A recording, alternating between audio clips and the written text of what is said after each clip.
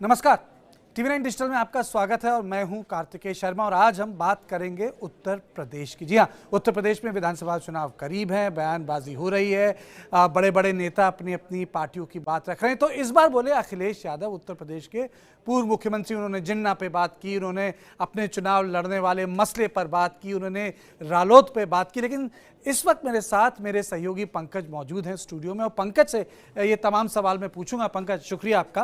पर पहला सवाल ये कि चुनाव क्यों नहीं लड़ रहे हैं अखिलेश यादव? डर गए पश्चिम बंगाल?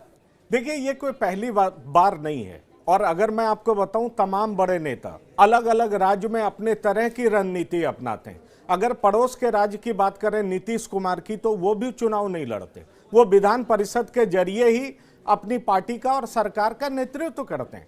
अगर आप अखिलेश यादव की बात करें तो पिछले विधानसभा में भी उन्होंने चुनाव नहीं लड़ा था, 2012 में भी चुनाव नहीं लड़ा था। और मैं इसके इतर आपको याद दिलाना चाहूं तो लोकसभा का चुनाव अखिलेश यादव आजमगढ़ से लड़े, वो जीते भी, लेकिन विपक्ष ने उनको बुरी तरीके से आजमगढ़ में घेर दिया था।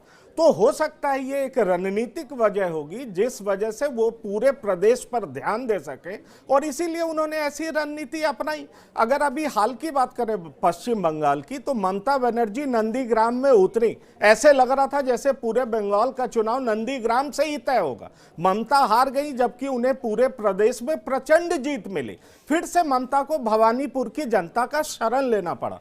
तो आप समझ सकते हैं कि जो बड़े नेता होते हैं उनकी अपनी अपनी रणनीतियां होती हैं। और मुझे यह समझ में आता है कि अखिलेश यादव, चूंकि यूपी कई भागों में है, अलग अलग तरह का कल्चर है, अलग अलग तरह का वहां कॉम्बिनेशन है, तो इसलिए शायद अखिलेश यादव ने सोचा होगा कि चुनाव ना लड़के पूरे जगह पर वो फोकस कर सके और इस बार अपनी पार्टी को विजयी बना सके। पंकज, ऐसा तो नहीं कि इस बार जो अखिलेश है वो लोन कैंपेनर है? पहले कहते थे ना समाजवादी पार्टी में कि यहाँ से चचा लड़ रहे हैं, यहाँ से ताऊ लड़ रहे हैं, यहाँ से नेताजी लड़ रहे हैं, यहाँ से अखिलेश लड़ रहे हैं, यहाँ से कहने का मतलब है आजम खान लड़ रहे हैं। तो कहने का मतलब है कि काफी लोग लड़ते थे। इस बार जो पूरी की पूरी कैंपेन है वो अखिलेश यादव के कंधों पे है। तो क्या ये एक कारण है कि उनको लगता है कि अगर वो बंध गए, जैसे ममता बनर्जी को बांधने की कोशिश की थी, तो पूरे उत्तर प्रदेश में उनकी पार्टी के लिए तो दिक्कत हो जाएगी?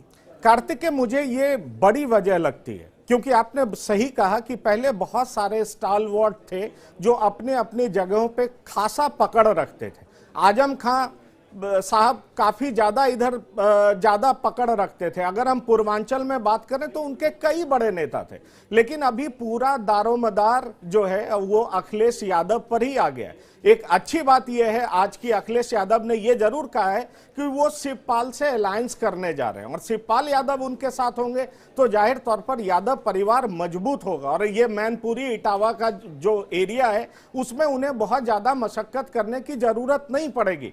पहले अखिलेश के साथ मुलायम सिंह यादव भी निकल पड़ते थे। तो ये तमाम स्टालवर्ट की कमी खलेगी समाजवादी पार्टी की और मुझे ये साफ दिखाई पड़ रहा है कि ये पूरी जिम्मेदारी अखिलेश यादव पर होगी। और यही बड़ी वजह है कि अखिलेश यादव ने यह तय किया है कि रणनीतिक रूप से वो पूरे प्रदेश पर निगाह रखेंगे, नजर रखेंगे, जिससे कि समाजवादी पार्टी को ज्यादा से ज्यादा फायदा मिल सके और उनके कैंडिडेट ज्यादा से ज्यादा चुनकर आ सके। पंकज, मुझे एक चीज बताइए, जो यंग नेता हैं उनमें से ज्यादा अनुभवी अखिलेश को माना जाता है नए नेताओं में से। मुख्यमंत्री रहे 5 साल, लेकिन उन्होंने इतनी बड़ी जिन्ना वाली गलती कैसे कर दी?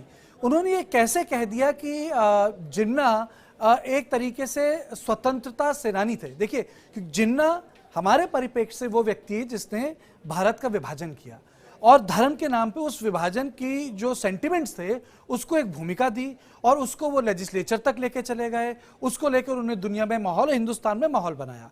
तो ये जिन्ना का एक जिसे कहते हैं रोल है, लेकिन उसको चुनाव में आपने पटेल के साथ नाम ले लिया। ये गलती क्यों की? और क्या आपको ये याद दिलाता है बिल्कुल वैसे ही एक तरह की पॉलिटिक्स का जो हिंदुस्तान में जब दिग्विजय सिंह ने ओसामा बिन लादेन को ओसामा जी बोल दिया था?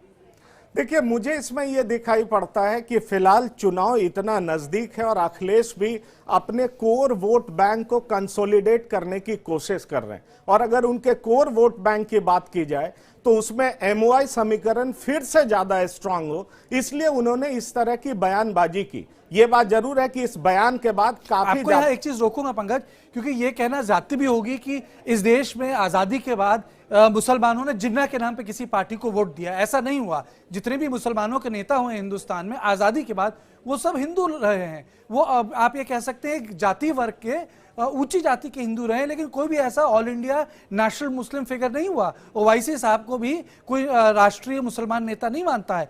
तो फिर ये ऐसी इस तरह का बयान क्यों दिया?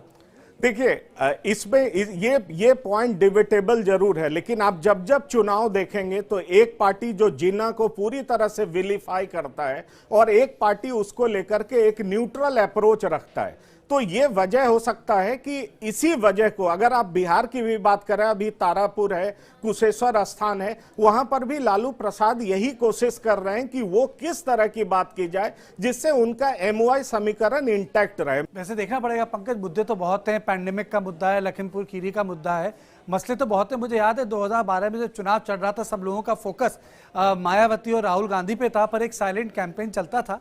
और वो कैंपेन यह था कि कहाँ पड़े हो चक्कर में, कोई नहीं है टक्कर में।